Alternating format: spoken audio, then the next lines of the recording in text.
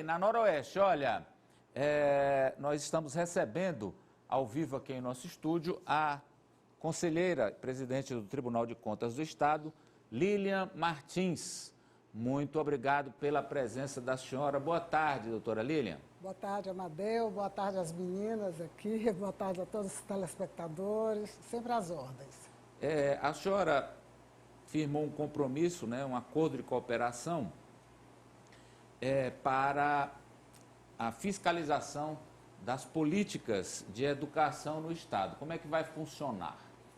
Pois é, Amadeu. Na realidade, nós oficializamos na quarta-feira dessa última semana, no Ministério Público Estadual, com a doutora Carmelina Moura e comandado no Tribunal de Contas por dois auditores relacionados à educação, o Gilson Araújo, que é nosso diretor, e a chefe da Divisão de Fiscalização da Educação, Caroline Leite.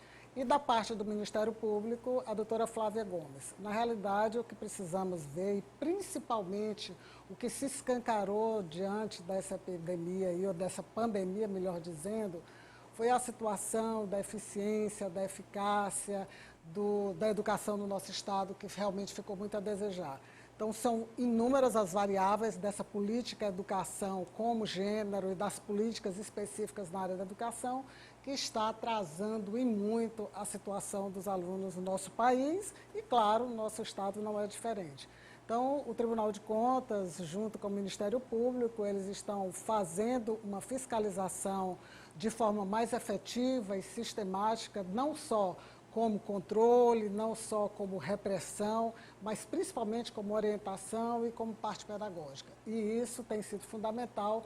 Juntamos o banco de dados do Tribunal de Contas, que é imenso, acho que é o maior banco de dados em termos de dados que você pode ter da educação aqui no Estado, claro, além da Secretaria Estadual de Saúde, com a capilaridade do Ministério Público Estadual. Então, foi uma soma de esforços para que as coisas realmente aconteçam e possam ser minimizadas as situações ou as consequências deletérias que esse período tem proporcionado aos nossos alunos. Pois não, vamos girar com as perguntas, Ari. Boa tarde, conselheira, presidente do TCE. Bem, eu tenho várias perguntas a fazer, mas eu vou fazer aquela pergunta que está movimentando o meio político. A eleição para a vaga de novo conselheiro do TCE. Queria que a senhora explicasse para a gente, conselheira, qual é a tramitação. O conselheiro Luciano Nunes já entrou com o pedido de aposentadoria compulsória, já foi concedido, quais os prazos, quanto tempo que a Assembleia Legislativa tem para escolher o sucessor dele, para a gente entender melhor essa parte burocrática.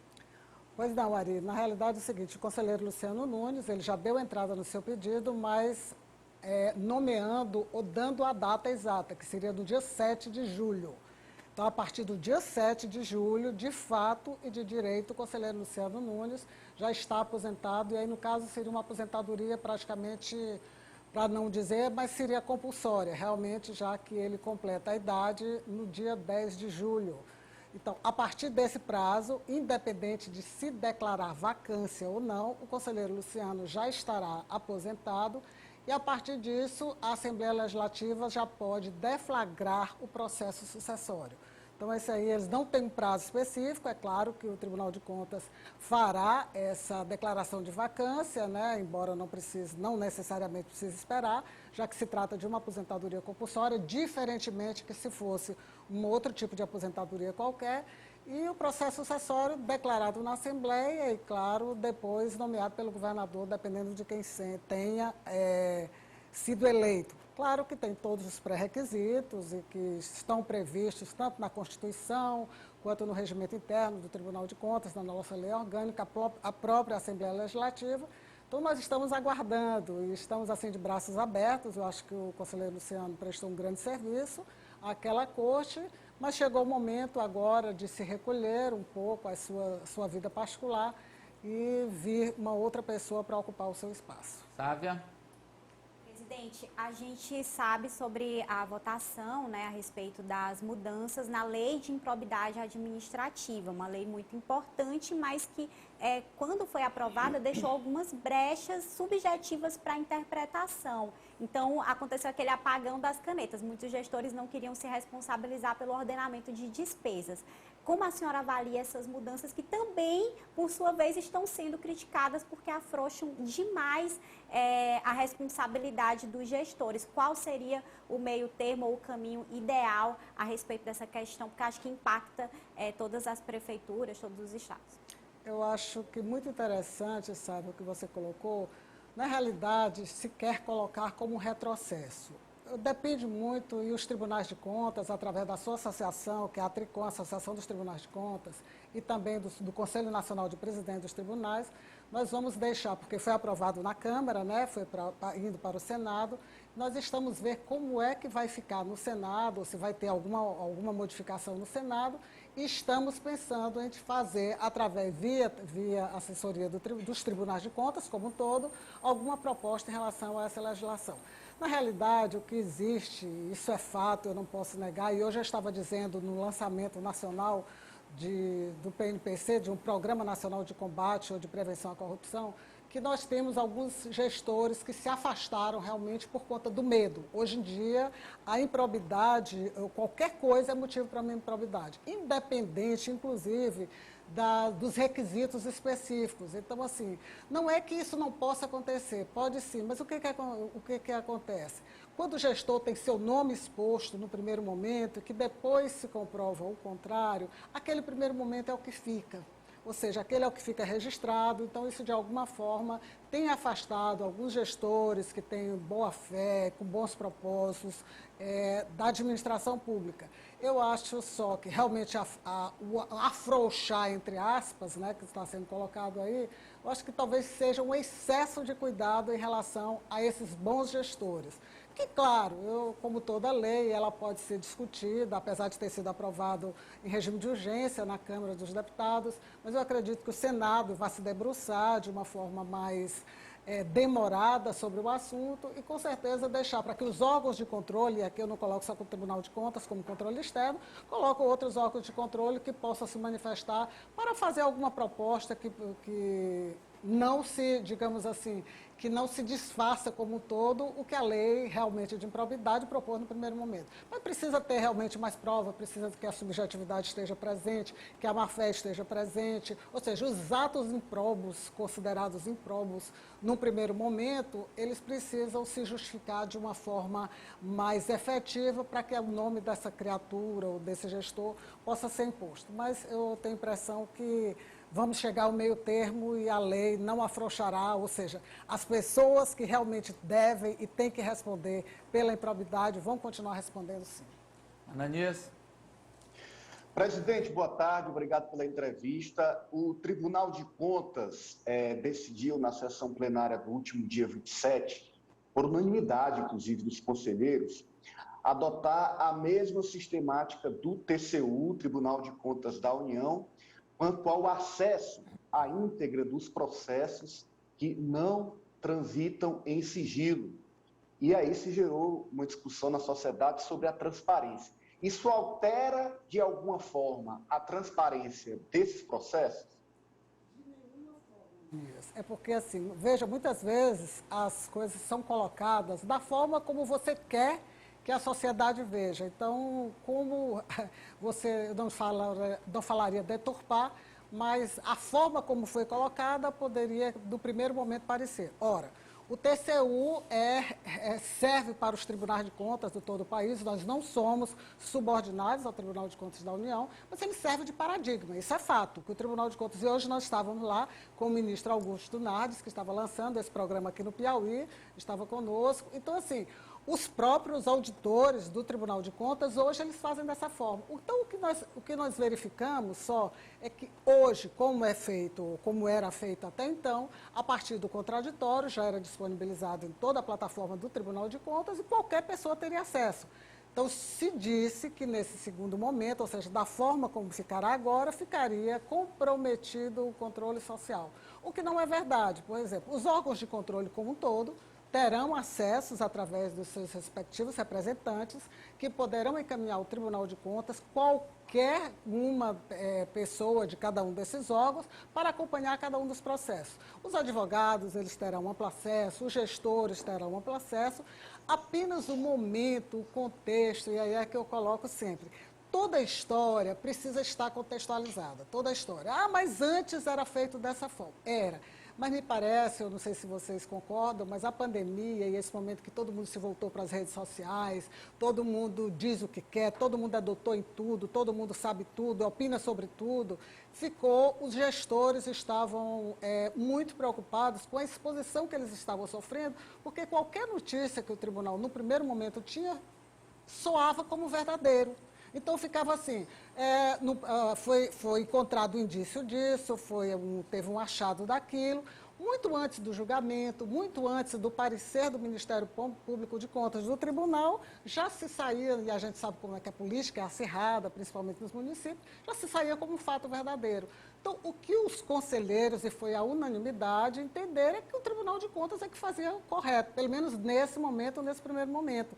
É que só poderia disponibilizar para todos, mas aí eu falo todos, independente de ser advogado, do processo, independente de ser o gestor, quando tivesse a votação, quando fosse para a votação, para o julgamento. Porque aí sim, aí nós temos um fato real, e aí foi julgado, e nós tentamos ser o mais justos possíveis, em alguns momentos, é claro que também somos injustos, nós somos humanos, mas a ideia é essa, a missão do Tribunal de Contas, através dos seus membros, que no caso são o Ministério Público, conselheiros substitutos e conselheiros, é serem o mais justos possíveis.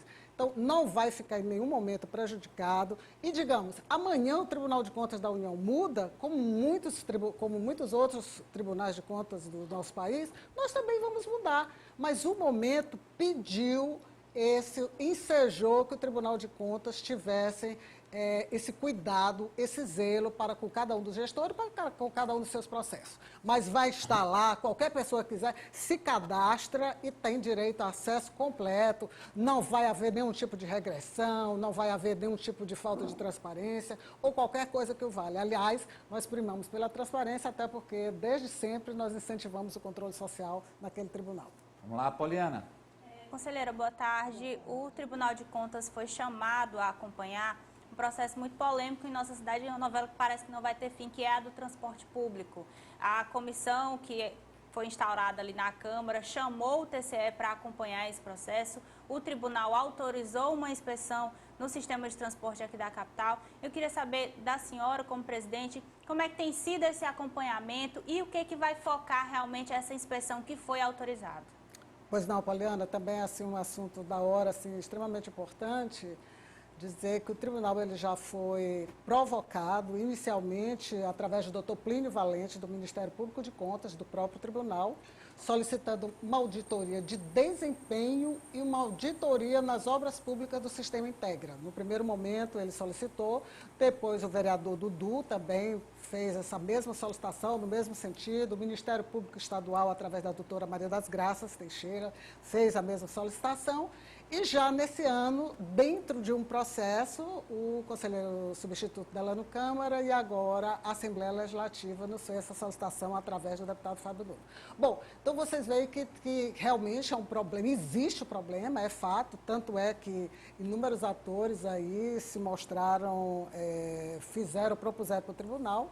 Só que, no primeiro momento, o tribunal, para que fizesse esse acompanhamento, essa auditoria conforme se deseja, teria que mobilizar muitos auditores e não foi possível, nesse período de pandemia, fazer como se gostaria. Mas já iniciamos, agora em junho, iniciamos esse trabalho de auditoria que vai ser feito no formato de fiscalização, no formato tanto das obras de engenharia do Sistema Integra e também a avaliação de desempenho. Essa questão da tarifária é um problema seríssimo no Estado. Então, assim, realmente houve na CPI, o presidente da CPI fez uma solicitação, nós indicamos 2 auditores do tribunal para fazer esse acompanhamento, independente da nossa auditoria, né, porque um não vai influenciar no outro, são instâncias diferentes e precisam ser respeitadas, mas nós estamos e vamos dar uma resposta para a sociedade. Esse é que é o mais importante. Realmente é um problema que já vem, que Ele já vem de muitos anos aí, precisa realmente que o Tribunal de Contas dê uma resposta de forma mais efetiva. Porque, assim, nas prestações de contas, nós sempre temos um aspecto ou outro,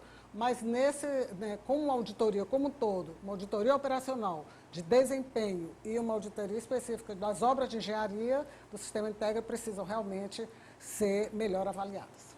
Para a gente fechar, conselheira, qual a principal tarefa já cumprida pela senhora nesses primeiros meses aí do atual mandato? A senhora destacaria como mais importante? Eu acho que a principal, eu não diria, nem sei se seria a mais importante, mas o fato é que tudo que nós gostaríamos era de ter um trabalho mais concomitante no tribunal, que dessemos uma resposta para quem a gente trabalha, que é para a sociedade, dissesse assim, olha, a gestão está acontecendo, nós estamos acompanhando concomitantemente e podemos fazer a prevenção, porque é muito difícil você reparar uma coisa, muito mais difícil reparar do que prevenir. E nós só podemos fazer isso trabalhando concomitante.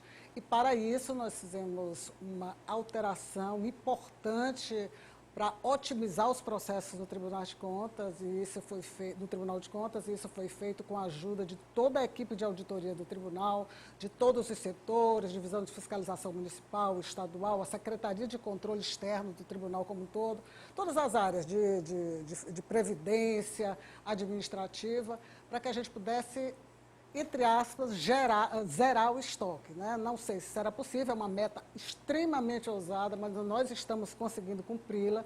E, ou seja, esses processos antigos, nós estamos tentando fazer de uma forma sem perder a sua qualidade, que isso é fundamental e é muito importante, tentar de trabalhar para que se mantenham somente os processos atuais. E significa isso, você trabalhar com mais eficiência, com mais eficácia, dando melhores respostas, tomando as cautelas necessárias que o tribunal precisa para que as licitações ocorram, e o tribunal possa avaliar tudo o que vai ser inserido no seu portal e ele possa ser feito em dia, né, de forma assim, em dia, e além do trabalho da pandemia, que tem sido realmente um grande trabalho, tem sido um esforço assim, gigante de todos os setores, nós não paramos em nenhum momento, o TCE parou, estamos fazendo nossas sessões virtuais, as nossas sessões que, bem ou mal, mas temos conseguido avançar muito na quantidade de processos em relação ao ano anterior.